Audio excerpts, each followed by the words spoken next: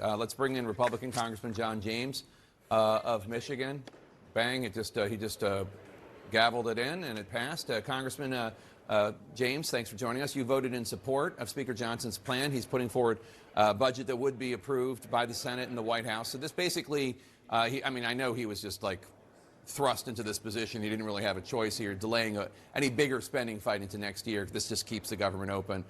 He does appear to be, at least for now, pushing aside the harder right flank of the Republican conference. How do you see him negotiating and navigating this in the future? Well, bipartisanship shouldn't be controversial, especially when the reality states that we have a razor-thin majority in the House, we have a Democrat Senate, and we have a Democrat president. Ultimately, if you say you care about the American people, well, paying our Customs and Border Patrol agents is caring for the American people.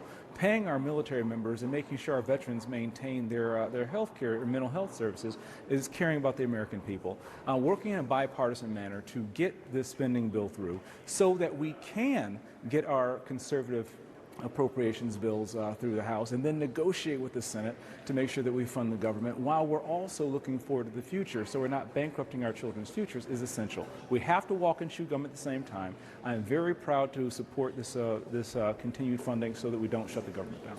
Yeah, everything you said just sounds completely sane, so I'm really confused. But okay, let's move on to another matter, which is not so sane, which is some dysfunction. Congressman Burchett claimed that he was elbowed in the kidneys by former Speaker McCarthy, and then on the Senate side, a U.S. senator stood up to basically to fight a witness. Here's that moment in the Senate. I don't know if you heard it earlier. This is Senator Markwayne Mullin. You want to do it now? I'd love to do it right now. Well, stand your butt up then. You stand your butt up. So I'm not going to hold you accountable for what goes on in the Senate. I know it's a whole other body. You guys, I don't even know if you're allowed to mention them. But what's going on with Kevin McCarthy, like shooting an elbow to the kidneys of Congressman Burchett? There was even a witness to it, a reporter from NPR.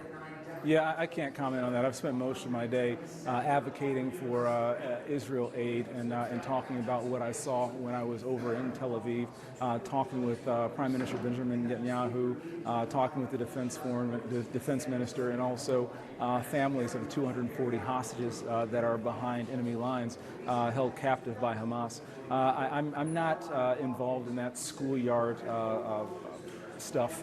We have the American people's business to attend to, and that's where my focus is right now. So let's talk about what you saw in Israel, which is obviously of more import than the schoolyard nonsense.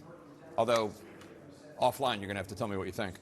But what did you see in Israel that maybe you couldn't have understood or that you learned there that you wouldn't have gotten just from reading about it or talking on the phone from here? What stood out to you the most from your visit?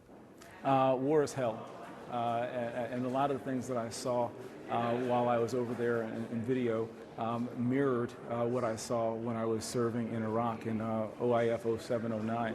The same heinous tactics that were deployed by the people who are trying to kill American soldiers are deploying those same tactics against innocent Israeli and Palestinian people.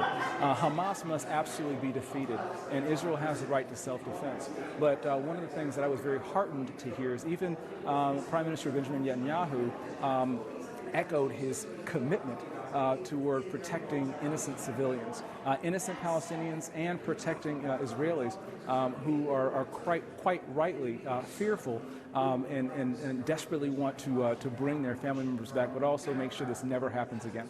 So we need to make sure that we give Israel the resources and funds they need to defend themselves.